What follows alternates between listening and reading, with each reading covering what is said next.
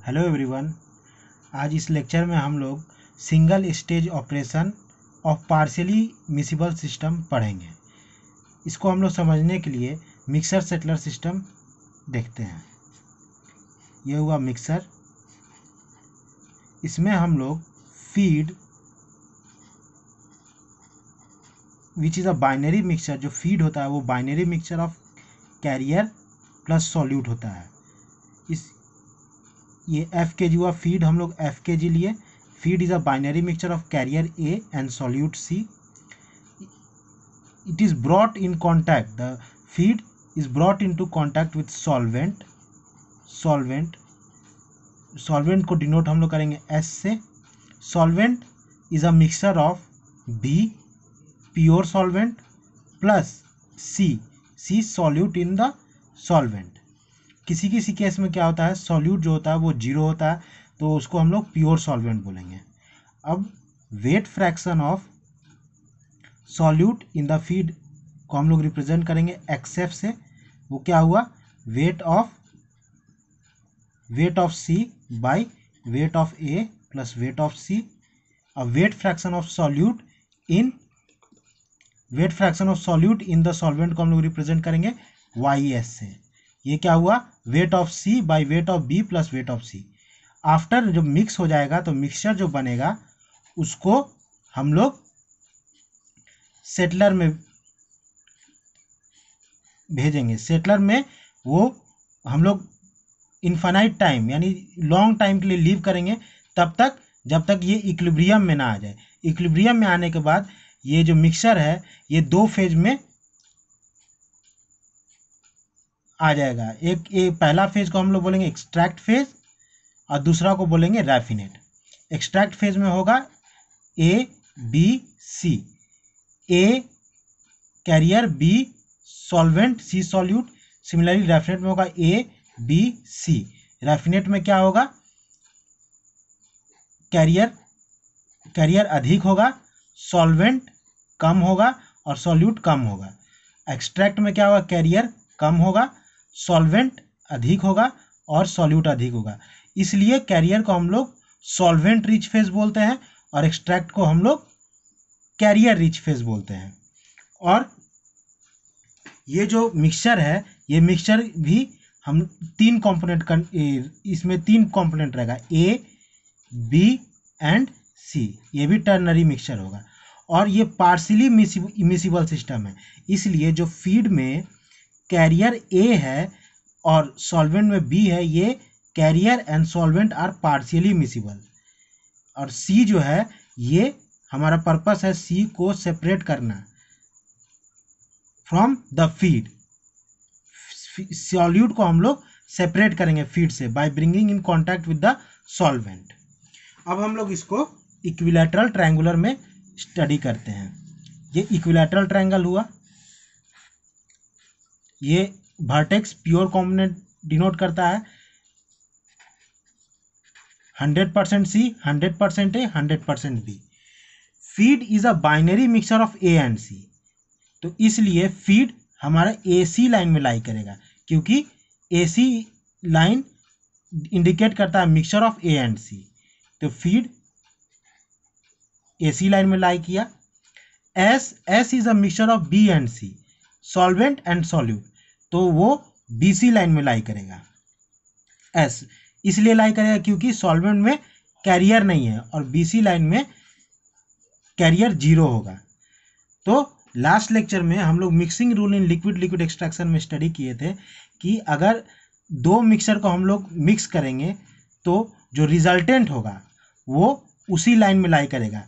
जैसे इसमें दो मिक्सर हम लोग मिक्स किए, F plus S equal to M होगा, feed plus solvent equal to mixture M.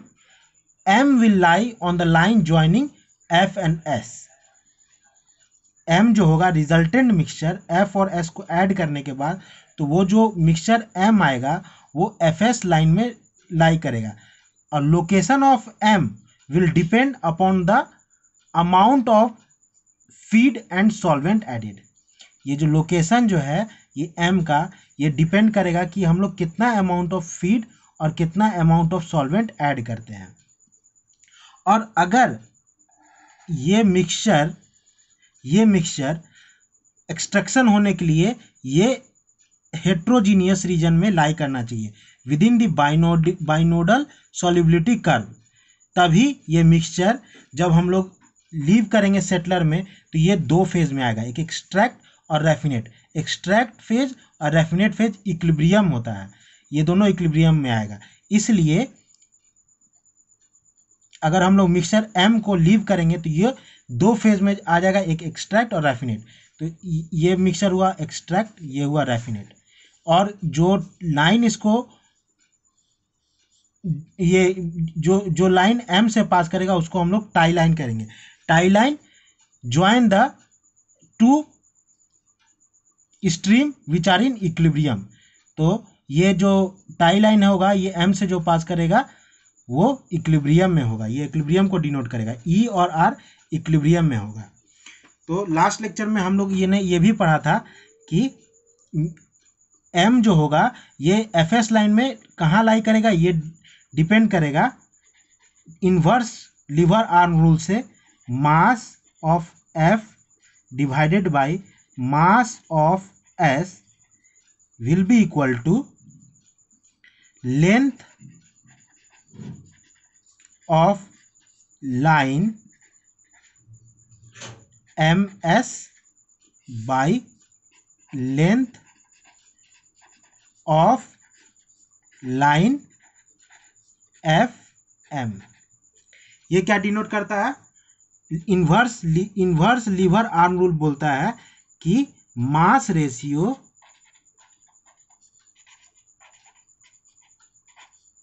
Is the inverse of distance ratio.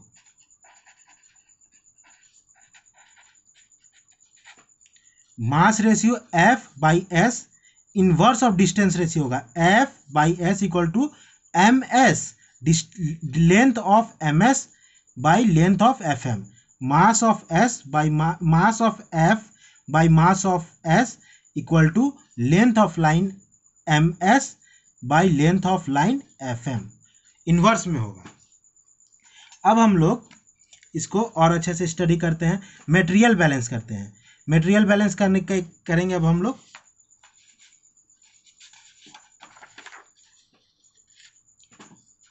Total material balance क्या होगा?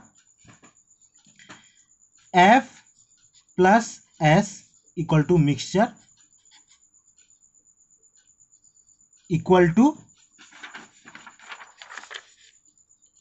F plus S equal to mixture, और मिक्सचर को हम लोग जब लीव करेंगे तो ये क्या होगा? E plus R equal to E plus R। इसको हम लोग स्टेज ऑपरेशन में देख सकते हैं। ये F हुआ फीड F kg, XF क्या हुआ? Wait fraction of solute in feed. Feed is brought in contact with solvent S। Wait fraction of solute in solvent क्या हुआ? Wait fraction of solute in solvent YS। ये after settle mixing और settling के बाद जो रैफिनेट आया वो R kg हुआ, ये S kg। Weight fraction of solute in raffinate XR, और ये एक्सट्रैक्ट जो आया ये हुआ E kg। Weight fraction of solute in extract हुआ YE, इसको डिनोट हम लोग किए। और ये XR YE और XE इक्विलिब्रियम में है। अब हम लोग क्या करेंगे? सॉल्यूट मटेरियल बैलेंस करेंगे। ये क्या होगा? F XF plus S YS equal to M XM। XM क्या होगा?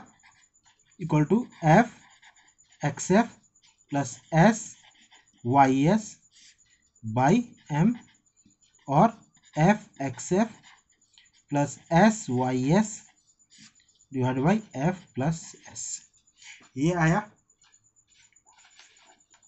अब XF क्या होगा? XF will be the perpendicular distance of the point F from the side A B, ये डिनोट करेगा एक्स एफ, ये एक्स एफ। एक्स एम होगा the perpendicular distance of point M from the base A B. Similarly Y S क्या होगा, perpendicular distance of the point S from A B will denote the weight fraction of solute C at XF at S। XF होगा perpendicular distance of F from AB will denote the weight fraction of solute in the feed। Similar होगा M में भी और S में भी। ये हुआ vertical distance XF, ये हुआ XM, ये हुआ YS। अब XM आ गया हम लोग का। अब हम लोग F X F plus S Y S equal to M को हम लोग लिख देंगे F plus S X M equal to F X M plus S X M. क्या होगा, F X F minus X M equal to S X M minus Y S. F by S equal to होगा X M minus Y S divide by X F minus X M. और F by S क्या है,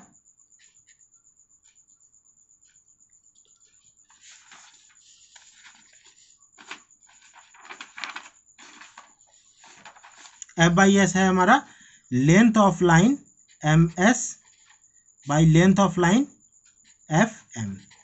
यह हुआ inverse liver arm rule से। ये जो है इसको हम लोग अच्छे से समझ लेंगे। इसको लिखने का तरीका क्या है, F by S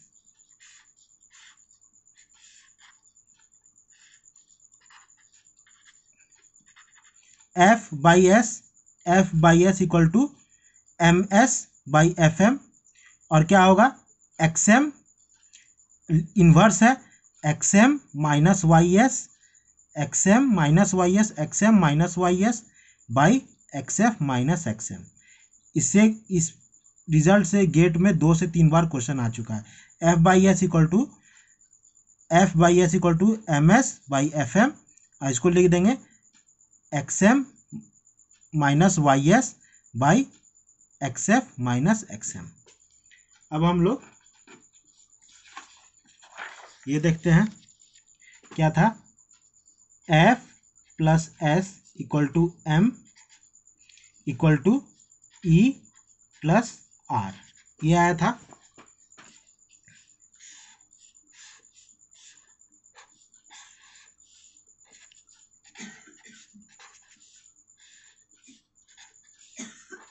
F plus S equal to M two, ये बाइनोडल सॉल्युबिलिटी कर्व के अंदर है तो इसलिए ये जब हम लोग सेटल कर देंगे तो ये 2 फेज में आएगा, एक होगा एक्सट्रैक्ट और दूसरा होगा रैफिनेट। तो अब हम लोग इसको सॉल्व करेंगे ई प्लस आर। तो क्या होगा, ये टोटल मटेरियल बैलेंस हुआ। अब सॉल्यूट मटेरियल बैलेंस करेंगे। मटेरियल बैलेंस क्या होगा, M X M equal to E Y E क्या है, weight fraction of solute in extract, X R है weight fraction of solute in raffinate, X M क्या है, weight fraction of solute in the mixture.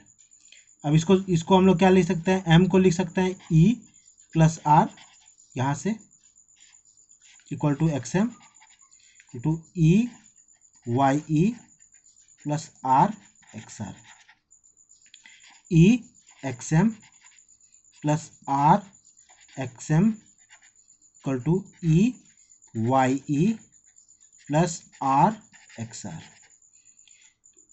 ई हो गया Y E minus X M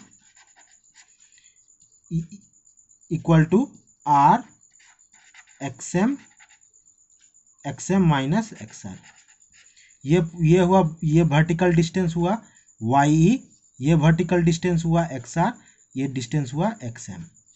ये Y E vertical distance of point E from A B हुआ Y E, vertical distance of R from A B हुआ X R, vertical distance of M from base A B हुआ X M. तो क्या हुआ, E by R equal to X M minus X R by Y E minus X M. इसको हम लोग ऐसे भी देख सकते हैं, जब हम लोग ई प्लस आर किए तो हम लोग को मिक्सचर एम मिला, तो यहाँ पर भी इन्वर्स लिवर आर्म लग सकता है। तो ई बाई आर क्या होगा, mass of E by mass of R equal to inverse lever arm लगेगा, तो क्या होगा, length of line, E by R है तो इन्वर्स लिवर आर्म लगेगा, तो क्या होगा, M R length of M R by length of E M. E by R है तो length of line M R by length of line E M. Mass of E by mass of R equal to length of line M R by length of line E M. यह आ गया। इसको हम लोग लिख देंगे E by R equal to M R by E M, और यहाँ से हम लोग लिख सकते हैं equal to X M minus X R by Y E minus X M. E by R equal to M R by E M, ये हो गया। एम आर को हम लोग लिख दिए X M minus X R, E M हो गया Y E minus X M. ये भी जो रिजल्ट है ये भी बहुत ही इंपॉर्टेंट है, इस पे भी गेट पे बहुत ही बार क्वेश्चन पूछा हुआ है, जिसको हम लोग सॉल्व करेंगे। और अब हम लोग देखते हैं एक और important concept, percent recovery of solute. Solute को हम लोग कितना रिकवर किए, ये स्टेज हुआ, ये feed, wait fraction of solute in feed X F है, एस वाई एस, ये आर एक्स आर, ये हुआ ई वाई। तो रिकवरी ऑफ सॉल्यूट का मतलब ये होता है कि हम लोग जो फीड में जो सॉल्यूट है, फीड ए प्लस सी है, इसमें जो सॉल्यूट इसको हम लोग कितना रिकवर किए एक्सट्रैक्ट फेज में। ये बी प्लस सी है, ये क्या होगा, आर कंसिस्ट ऑफ होगा ए प्लस बी प्लस सी। तो कुछ ई जो कुछ जो सॉल्यूट है वो रैफिनेट फेज में, ये कुछ जो सॉल्यूट जो फीड में है वो रैफिनेट फेज में लेफ्ट है। तो इसलिए हम लोग सारा का सारा जो सॉल्यूट फीड में है उसको हम लोग नहीं रिकवर कर पाते हैं, इसलिए हम लोग पढ़ते हैं परसेंट रिकवरी ऑफ सॉल्यूट। हम लोग जो सॉल्वेंट यूज़ किए वो कितना रिकवर कर पा रहा है सॉल्यूट को, कितना सॉल्यूट जो फीड में है उसको सेपरेट कर पा रहा है। इसको हम लोग कैसे लिख सकते हैं, परसेंट रिकवरी होता है solute in feed minus solute left in the raffinate, जो रैफिनेट में लेफ्ट हुआ, बाय सॉल्यूट इन फीड। इसको हम लोग एक्सप्रेशन में कैसे लिख सकते हैं, सॉल्यूट इन फीड क्या हुआ, एफ एक्स एफ, एफ है टोटल फीड, एक्स एफ है weight fraction of solute in feed, F X F. Solute left in raffinate कितना हुआ, टोटल रैफिनेट का मास क्या है आर, और एक्स आर है weight fraction of solute in raffinate, तो ये होगा R X R divided by solute in feed क्या है एफ एक्स एफ। इसको हम लोग ऐसे भी लिख सकते हैं, solute in the extract by solute in feed. कितना हम लोग सॉल्यूट एक्सट्रैक्ट किए, ये हो जाएगा E Y E by F X F, ये इंटू 100% रिकवरी है इसीलिए 100% इंटू 100%, ये भी एक इम्पॉर्टेंट कंसेप्ट है, इसे भी फ्यूचर में गेट में क्वेश्चन पूछ सकता है। अब हम लोग दूसरा कंसेप्ट पढ़ेंगे जो कि बहुत इंपॉर्टेंट कंसेप्ट है।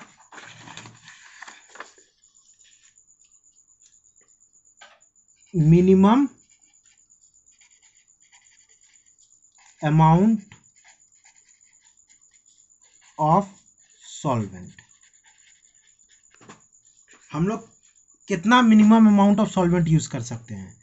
जैसे इक्विलिब्रियम डायग्राम हुआ, ये सी ए बी, ये बाइनोडल सॉल्युबिलिटी कर्व हुआ, ये एफ एस, ये मिक्सचर। अब क्या हुआ, F plus S equal to M होता है, equal to E plus R, और एस बाई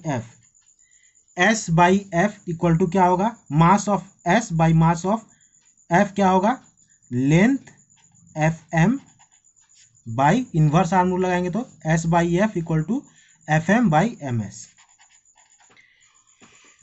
अगर हम लोग सॉल्वेंट को डिक्रीज करते हैं, अमाउंट ऑफ सॉल्वेंट को डिक्रीज करते हैं, ये एफ एस आर और ई, एफ फिक्स है, जो हम लोग को जिसको ट्रीट करना है, जिससे हम लोग को सॉल्यूट को निकालना है, वो फिक्स है। हम लोग सॉल्यूट को इंक्रीज और डिक्रीज कर सकते हैं। तो सॉल्यूट को हम लोग डिक्रीज करेंगे, जब हम लोग अमाउंट ऑफ सॉल्यूट को डिक्रीज करेंगे तो क्या होगा, F M, length of F M ये क्या होगा, डिक्रीज करेगा, length of line F M क्या होगा, डिक्रीज करेगा, और length of line F M क्या होगा, इंक्रीज करेगा। तो क्या length of line F M decrease करेगा तो क्या होगा, और तो क्या होगा, द पॉइंट, जब एफ एम डिक्रीज करेगा the point M will move towards F, जो पॉइंट एम है वो मूव करेगा टुवर्ड एफ मूव करेगा, और at minimum solvent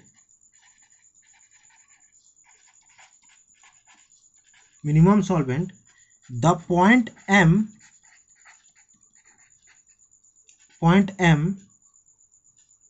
will reach the point m dash point को ये रीच कर जाएगा। m डैश पॉइंट क्या है, m डैश पॉइंट जो है ये point of intersection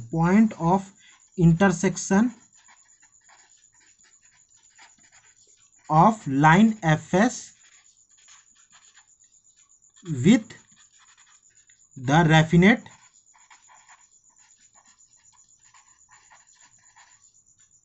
phase. Raffinate phase का पॉइंट ऑफ इंटरसेक्शन है ये। अगर पी पॉइंट है तो ये रैफिनेट फेज हुआ, ये हुआ एक्सट्रैक्ट।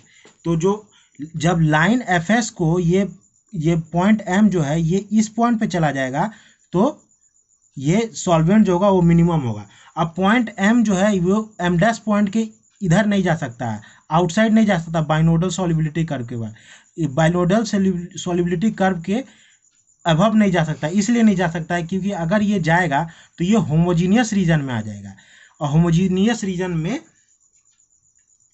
एक्सट्रैक्शन पॉसिबल नहीं है।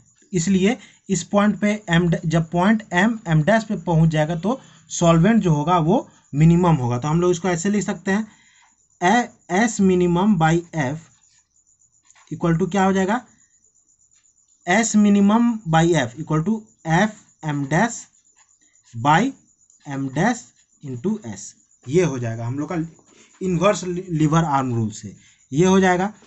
अब इसको हम लोग कैसे लिख सकते हैं, अब इस पॉइंट पे जो M concentration of M solute at point M ये मैक्सिमम होगा। क्यों मैक्सिमम होगा, क्योंकि यहाँ से यहाँ तक में अगर हम कोई भी कंसंट्रेशन देखें एम का तो ये कंसंट्रेशन जो है ये लार्जेस्ट है, क्योंकि vertical distance of point M dash with the base A B ये मैक्सिमम है। इसलिए इसको हम लोग क्या लिख सकते हैं, एफ एम को लिख सकते हैं X F, F M X F minus X M, ये हो जाएगा मैक्सिमम हो जाएगा, divided by M dash X, M dash M prime S है, तो ये हो जाएगा X M max minus Y S. यानी जब हम लोग को सॉल्वेंट मिनिमम चाहिए तो हम लोग को जो मिक्सचर जो है ये एम डैश पॉइंट पे आना चाहिए। एम डैश पॉइंट क्या है? The point of intersection of line F S with the raffinate side of the equilibrium curve. ये कर्व को जहाँ इंटरसेक्ट करेगा वो होगा मिनिमम सॉल्वेंट। तो इससे हम लोग निकाल सकते हैं। अब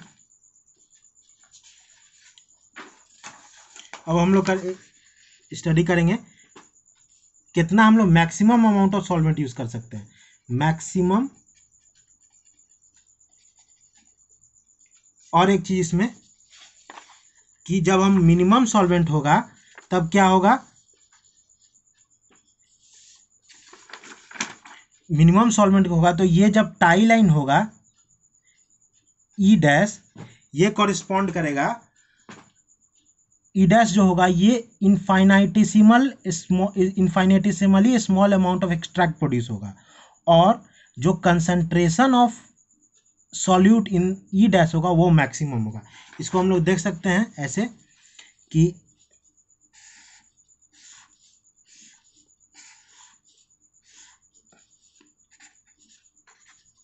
ये एम डैश होगा, तो ये क्या हुआ, रेफिनेट साइड को इंटरसेक्ट कर रहा, तो यानी ये रेफिनेट पॉइंट जो है ये एम डैश से कॉन्साइड करेगा, और ये जो टाई लाइन इससे पास होगा ये ई डैश हमको देगा एक्सट्रैक्ट। ये एक्सट्रैक्ट जो होगा ई डैश विल बी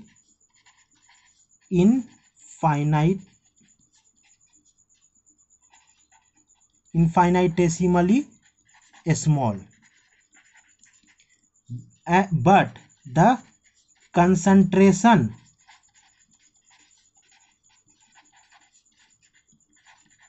of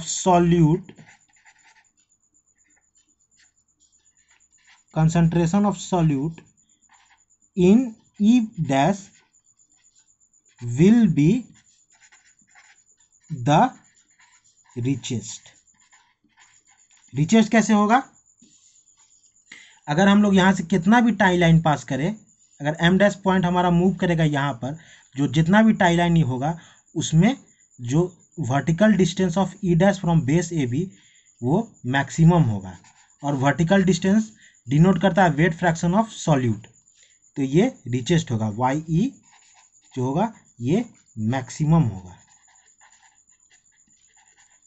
इसको हम लोग ऐसे भी देख सकते हैं, जब मिक्सिंग सेटलिंग हम लोग करेंगे एफ और एस, ये जो एम आएगा ये सेटल होने के बाद मैक्सिमम अमाउंट ऑफ रेफिनेट देगा, ये रेफिनेट होगा, और ये infinitesimally small amount of extract होगा, लेकिन इसमें जो एक्सट्रैक्ट होगा वाई ई ये मैक्सिमम होगा, और ये एक्स आर होगा, ये वाई ई जो होगा ये मैक्सिमम होगा। इसको हम लोग ऐसे भी देख सकते हैं, इन्वर्स लीवर आर्म लगाए तो क्या होगा उससे भी हम लोग समझ सकते हैं।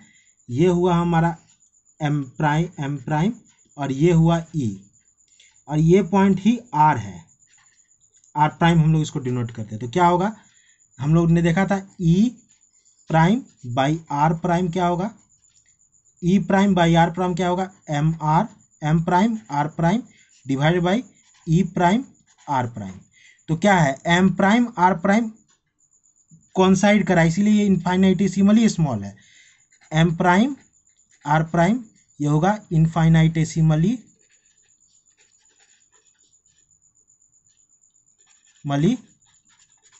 स्मॉल, इसलिए जो हम लोग का एक्सट्रैक्ट होगा ई प्राइम ये भी इनफाइनाइटेसिमली स्मॉल होगा। ऐसे भी हम लोग समझ सकते हैं इसको, ठीक है। तो जब हम लोग का मिक्सचर जो है वो इस पॉइंट पे आएगा एम प्राइम पे, तो हमारा जो सॉल्वेंट होगा वो मिनिमम यूज होगा, और उसमें जो हम लोग जो टाई लाइन पास करेगा इस ये टाई लाइन, उसमें जो हम लोग को एक्सट्रैक्ट मिलेगा ये इनफाइनाइटेसिमली स्मॉल होगा, but the concentration of solute in E prime will be the richest, जितना भी टाई लाइन जाएगा उसमें ई प्राइम का जो सॉल्यूट का कंसंट्रेशन होगा वो मैक्सिमम होगा। इसको हम लोग वर्टिकल डिस्टेंस से भी देख सकते हैं। अब हम लोग देखेंगे मैक्सिमम अमाउंट ऑफ सॉल्वेंट।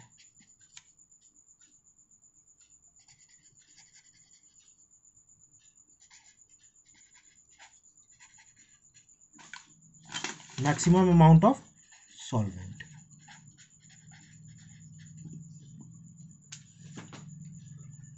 इसको हम लोग समझने के लिए कैसे करेंगे?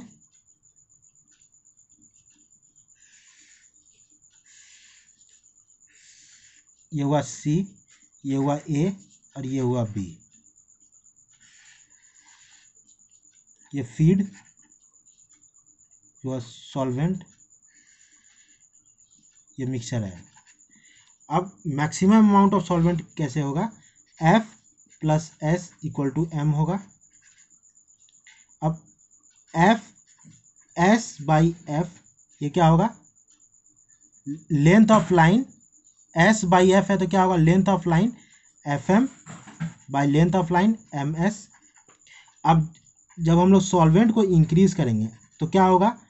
एफ एम हम लोग का क्या होगा? इंक्रीज करेगा, और length of line M S, length of line F M increase करेगा और length of line M S decrease करेगा।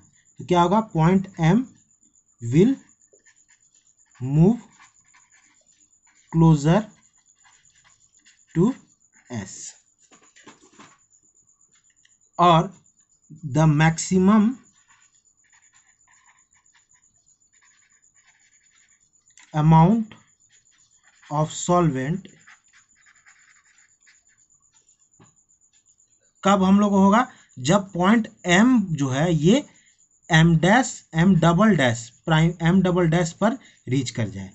तो एट मैक्सिमम सॉल्वेंट क्या होगा? The amount of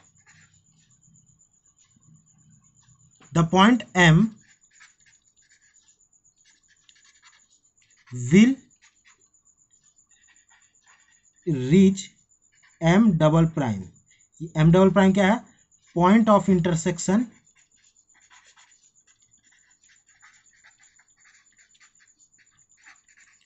of F S with the extract phase curve. ये point P है तो ये हुआ रैफिनेट फेज कर्व, और ये हुआ एक्सट्रैक्ट फेज कर्व। तो जब ये पॉइंट एम डबल एम जो है ये मिक्सचर एम डबल प्राइम पर यहाँ रीच कर जाएगा तो ये होगा maximum amount of solvent.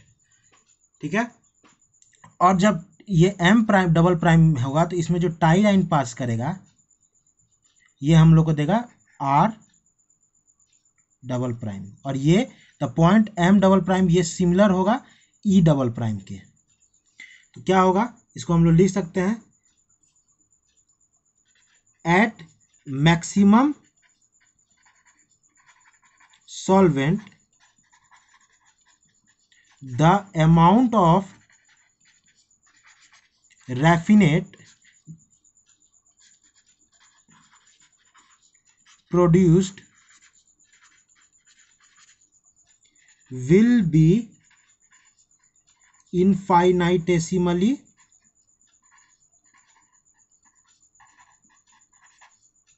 small, and the concentration of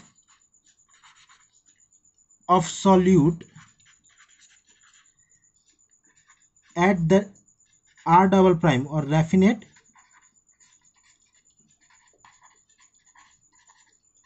will be smallest। Smallest क्यों होगा? क्योंकि वर्टिकल डिस्टेंस हम लोग देख सकते हैं, vertical distance of the R double prime from A B ये स्मॉलेस्ट है। जितना भी टाई लाइन पास करेगा, अगर ऐसे टाई लाइन पास किया, इधर से टाई लाइन पास किया, तो ये डिस्टेंस जो है ये स्मॉलेस्ट है। तो इसलिए जो मैक्सिमम सॉल्वेंट पर जब होगा, मैक्सिमम जो सॉल्वेंट हम लोग यूज़ करेंगे तो अमाउंट ऑफ सॉल्वेंट जो प्रोड्यूस होगा ये आर डबल प्राइम ये स्मॉलेस्ट होगा, और जो इसमें सॉल्यूट का कंसंट्रेशन होगा the amount of solute present in the raffinate will be also be the smallest.